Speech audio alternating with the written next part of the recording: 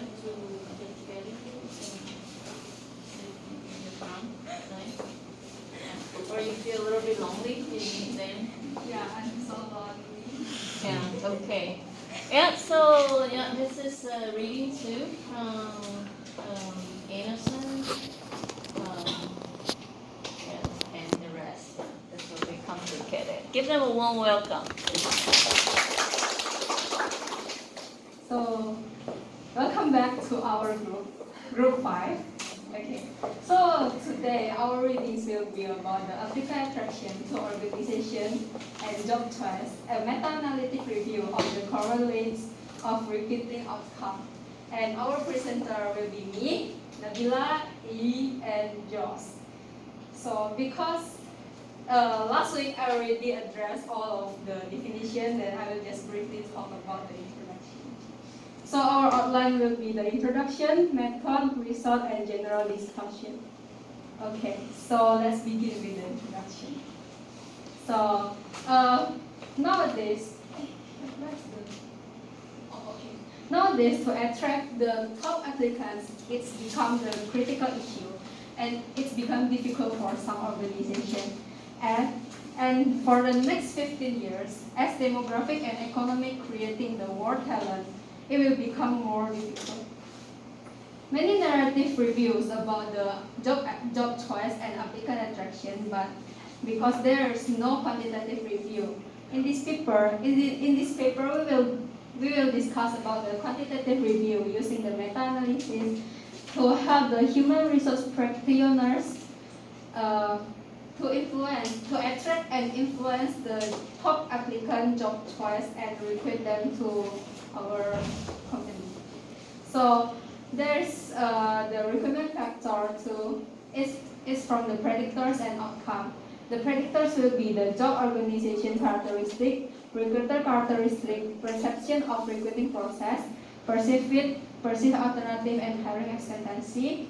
And I will explain briefly about the outcome because the outcome is more important. So first, the job pursuit intention. Job pursuit intention is like applicant want to pursue for the job or just remaining in the job pool. And second, the job organization attraction. When someone wants to apply for the job, they will evaluate if the organization or the job attractive to them or not. And then for the acceptance intention, Too it's cold? Here. Or we turn off the fans? No? You can help. Yeah. Sorry to interrupt you. It's okay. Okay.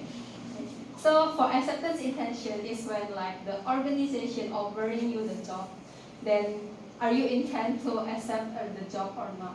And for the job decision is that you really make a decision making, and you really make the decision to accept or refuse the job. And the mediators will come with the gender, race, and applicant type. Not only that, we will also do the mediation effect for the predictors through the job choice using the attitude of the applicant such as the applicant intention and applicant attraction. So next for the methodology, it will be covered by Nabila. Okay, I will explain about the methodology and defining the population of the studies. A systematic and comprehensive SERP study was conducted in 4 steps.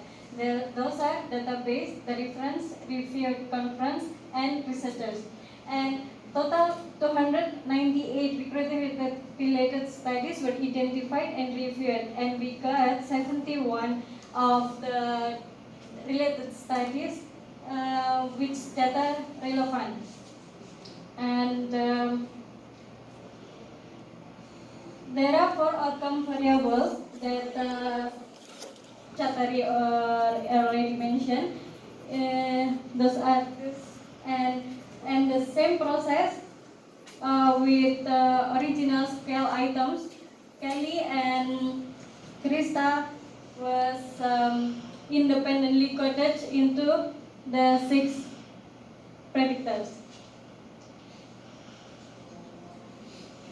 And from the coding the data, we got the 600 18 coefficient relevant for 89 predicted criterion relationship to be analyzed, and 49 coefficient for the 5 interrelationship among the applicant attraction outcome variables. We conducted the meta-analysis at multiple levels of the specificity.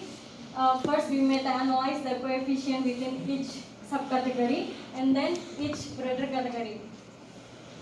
And we are using the Q statistic as a test of effect size homogeneity.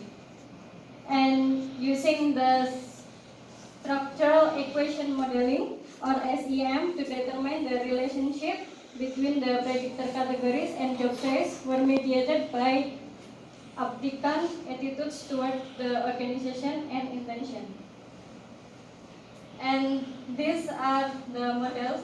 There are 4 models, and the first one is the direct effect path model. This is the fully independent model. It's estimating direct paths from predictor, and this is job organization attraction, or we can call it attitude, and acceptance intention, or we can call it intention, directly to the job choice without any mediation. And the second one is attitude mediated model. In this model, predictor relationship with intention and job choice, which is fully mediated by the attitudes. And the third model is intention mediated model. We emphasize intention in predicting job choice by including a direct path from predictor to intention by passing through the attitudes. And the last one is the fully mediated path model. The relationship between the predictor category and job choice was fully mediated by attitude and intention. In this fully mediated path model, there is no indirect path estimated. And the overall fit for each model was assessed using the goodness of fit index, the adjusted goodness of fit index, the root mean square error approximation, for AKK's information criterion, and the last, the cooperative fit index. And the result will present by Jeff.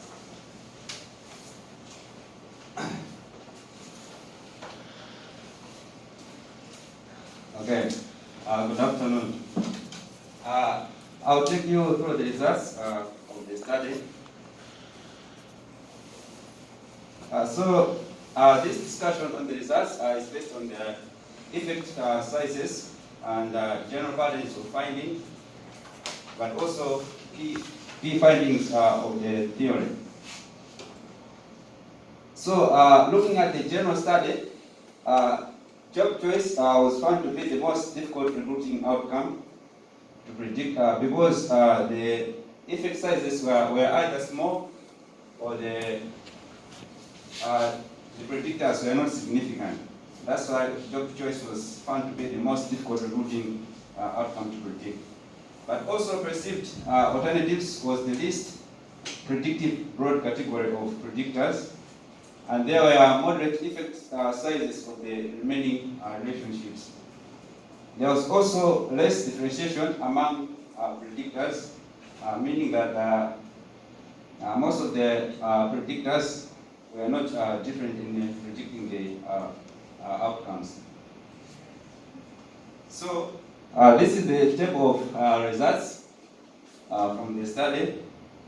To begin with, we have predictor this side, and then we have attraction outcomes the other side. Innocent, you can use the pointer. The pointer.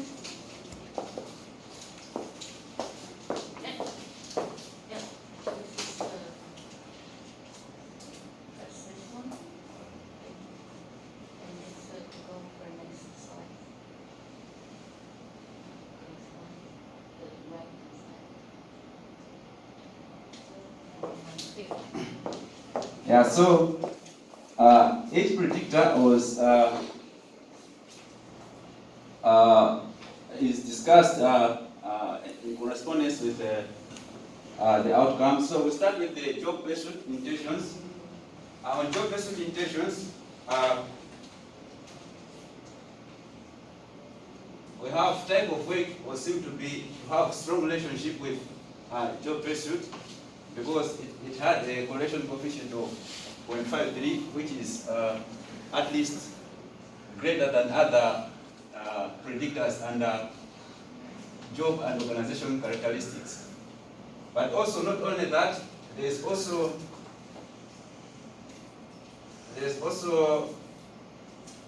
organization image. Organization image and type of work were seen to have a strong relationship with job pursuit mutations, and they were the strongest predictors of job pursuit mutations. And under job pursuit mutations, there is compensation and advancement, as well as pay, as the weakest predictors of job pursuit mutations. As you can see, their coefficient correlation is 0.14 and 0.15 as the lowest coefficients of all the predictors under the job and organizational characteristics. So, as you can see, the small effects of pay and compensation and advancement may have diluted the stronger effect of organizational image and type of work, resulting to the moderate effect of the job and organizational characteristics to job pursuit mutations.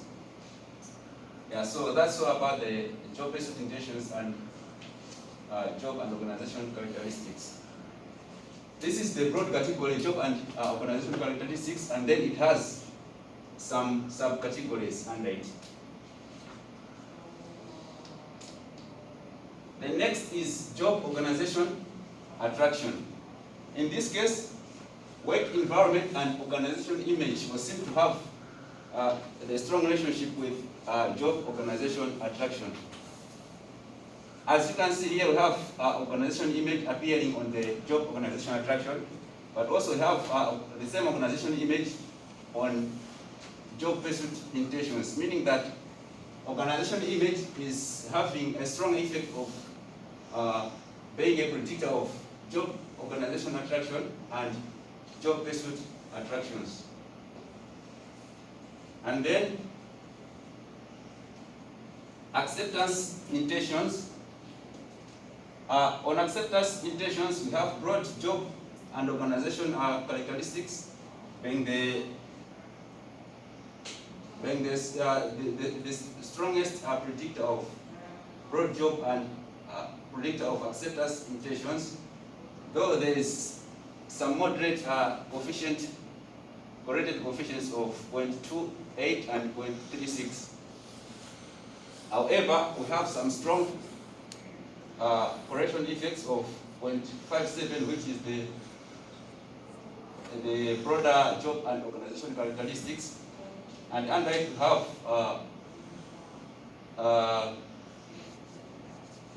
type of work and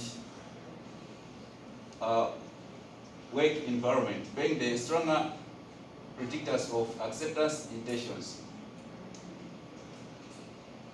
Under the same, we have weak, stronger effects, that is weak predictors of acceptance mutations, being person job fit and person recruiter fit. However, as you can see here, person job fit is seen to have a stronger predicting effect on acceptance mutations, with P being 0.45, while person recruiter fit is 0.04. So under perceived fit, person job fit is considered to have a stronger effect on predicting the acceptance mutations than person recruiter fit, which has a smaller effect size of 0.4, 0.04.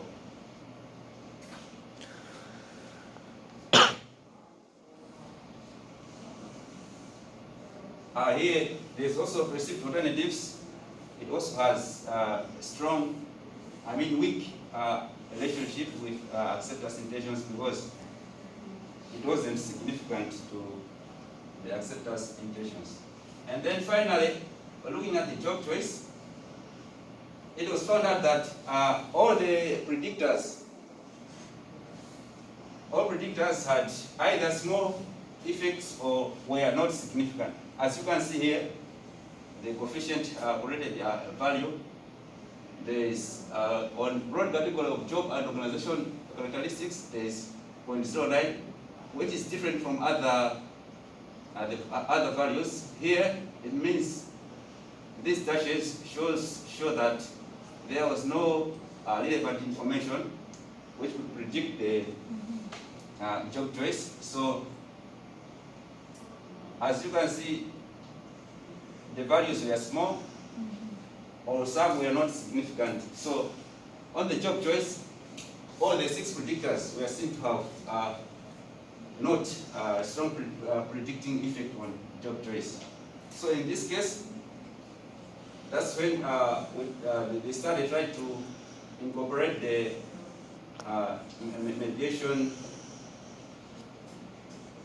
mediation analysis, like they try to include some factors that would help these predictors to influence job choice or to increase the predicting ability of these predictors to job choice. Wait a second. Yeah.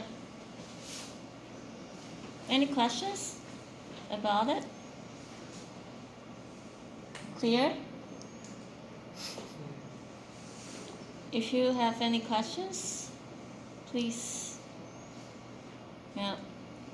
ask ask Innocent. Yeah, because it cover for some important concept in there. From this table, the research finding shows.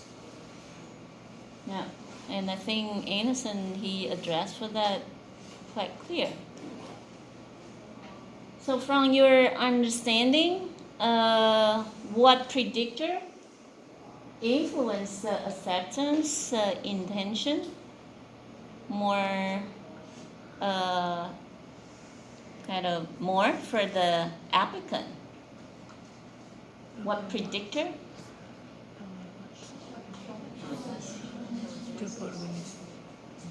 Huh? Job?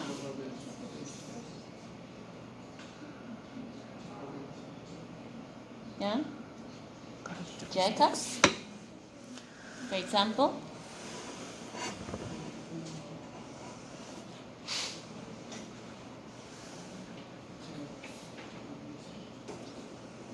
Job and organizational characteristics. Okay. And what else?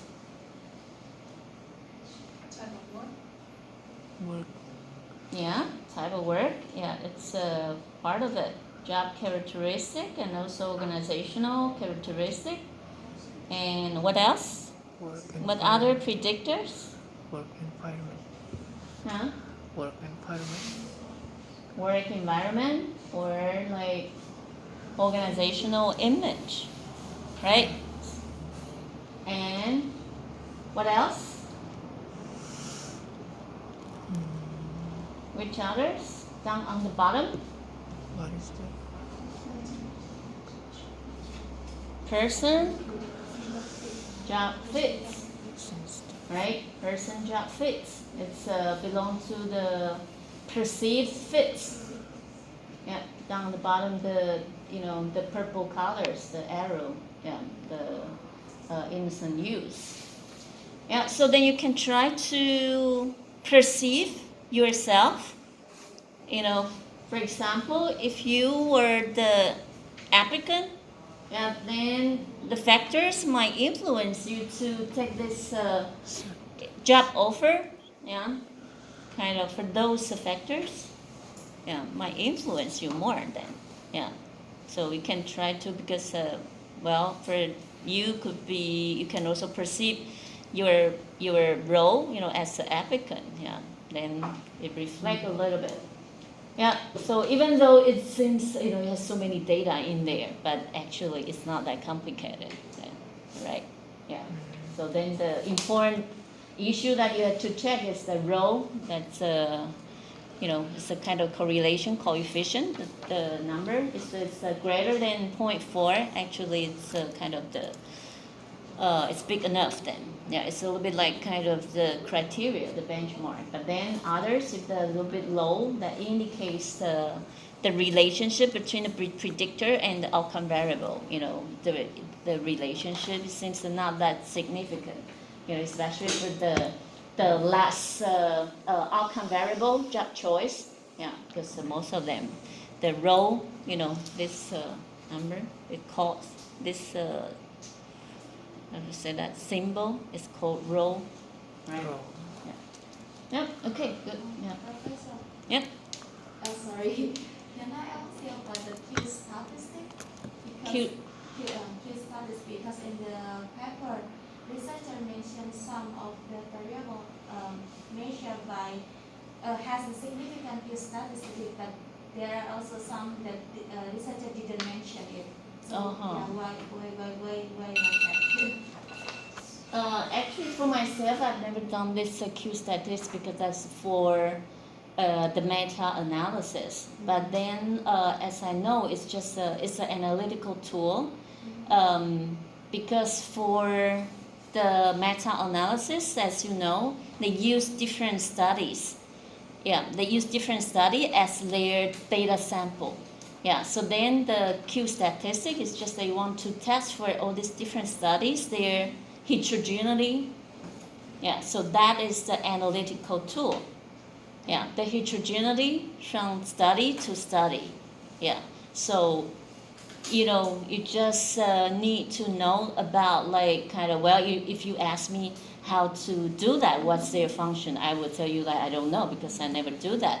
But then this is one of the analytical tool. Yeah, the purpose is that they want to check for the, first from study to study, either their heterogeneity or their homogeneity. Yeah, so then that is kind of it's a way for them, in the processing this, to conduct this data analysis. This will be one of the tools that you have to use. Yeah, it's a little bit kind of a little bit similar. For example, you want to conduct this path analysis, so then we use SEM. Yeah, so for example, or we conduct the regression analysis. Yeah, so that is one of the analytical tool. Then that will be used if you want to conduct the meta-analysis. Yeah, so then this is one of the important tools that you have to use then. Yeah, okay? Yep, you're welcome. Okay, so move on then. Okay, so let's move on to the moderator analysis. In this case, there was little or no evidence supporting moderator effects for gender or race. And you can see gender was only significant for 2 of all the 11 opportunities that were found. But also, it was found that women placed more weight on job statistics, less 0.001 than men in determining the attractiveness of the job organization characteristics. Race was not significant for any of the 8 opportunities. Innocent, wait a second. Do you know what does it mean by the moderating effect? The concept of moderator? For most of you, do you know that?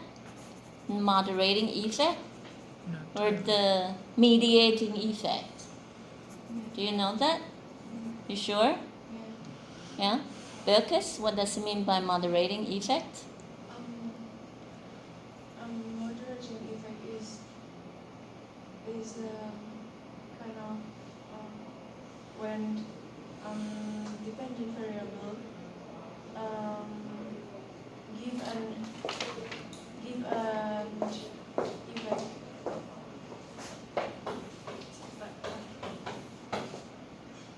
I'm still confused with moderator and mediating effect.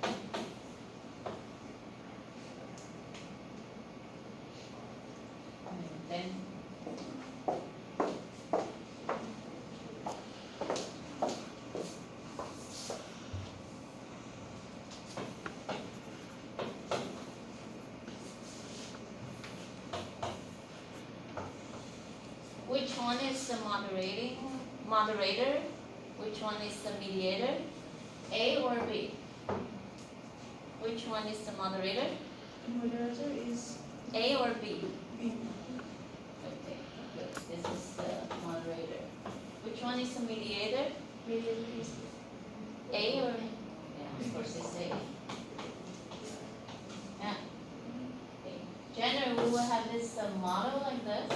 This is the kind of simple regression model. Yeah. This is the independent variable, right? You know that? This is the dependent variable, right? For the moderator, okay, it indicates by some variable. Either they will enhance or decrease the effect or the relationship between x and y. Okay, enhance or weaken the relationship between x and y. For example, here they use one of the moderator is like gender. Okay, gender it will be male versus female. Okay, that's the gender. Like well, female or male. You know, for the relationship between x and y. For example, the job organizational characteristic versus the acceptance of intention. That's it. For male or for the female, which one will be the effect will be stronger? Okay, so that is the moderating effect. So we should think about like either strengthen or weaken the relationship between these two.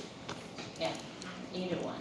Or if earlier the one that I mentioned to you, the gender, it's like we call it as it's a dominant variable. It either like it's a male or a female.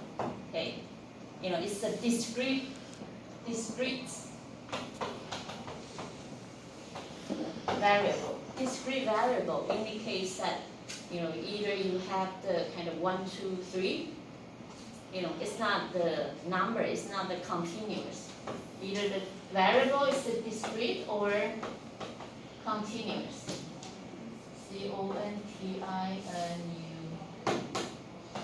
Continuous continuous variable. Continuous variable would be like, it's a quantitative data. For example, like age, right? Age would have the number. It's a sort of like a, continuous variable, right? But then if the variables, this is not a methodology class. I just bring you a little bit simple concept. Okay, gender. Well, then you have to use we call it like the dominant variable. Yeah, I think you will. If you have taken the methodology class, you will have this concept. But if you haven't, then you can learn about it. Dominant variable, like you call it as a gender, like 0 and 1, sort of. Yeah, in your data sets. Yeah, so this is moderators. Yeah, the model let's show will be like this. This is very important. This is very fundamental. Don't make it different like this. Yeah. So then if the mediator, you will have the regression model, show up like this. X, then this is the mediator. This will be the Y. It indicates because for the general, regression analysis, we would say like X and Y. They have the relationship. It's a positive that indicates that for you to increase 1 unit of X, then how much influence you might bring, for the Y. Okay, 1 unit of this X. Okay, then how much positive influence? How much positive influence will be shown on the coefficients? If you conduct the regression analysis. Yeah, but then if you have in your research model, if you put the mediator, that indicates for the effect comes from X, it will be mediated by whom? By this mediator. That indicates the relationship between the X and Y. Well, it could have some other effect, like comes from this, the mediator's variable. So this mediator, actually, we will have the fully mediated. You know, earlier I think the presenter also presented about this concept. Fully mediated or partially mediated. Yeah. Okay. It has these two different situations, right? So just try to bring to you a little bit more simple concept about, you know, because these are very fundamental framework for you to conduct the research. Yeah, so for all this research model in different paper, it will be quite similar. They just, you know, either they will have a very simple regression model, X and Y, but that is a little bit too simple. Generally, for some research model, they will use some, you know, you try to investigate for some important moderator. Okay, might influence the relationship between X and Y. Or, well, they might gonna have some important mediator. Okay, so, yeah, sorry, I talked too much. I'll let you continue. Yeah, so as I was saying, gender, women would look more on job characteristics for them to make a decision. Wait a second, do you need a break? I will let them finish, then we take a short break. Is that okay? Yeah, all right. Yeah, yeah, please continue. Yeah, and then there was no, race was not significant for any of the 8 opposition tests where sufficient data were available to test the model. We didn't tap on African type due to some reasons. And then testing a fully mediated model in the job choice process. As Mabia already mentioned, there were 4 models that were tested. We had direct mediated path model, there was fully mediated model, attitude mediated model, and mutations mediated model. However, we have like 2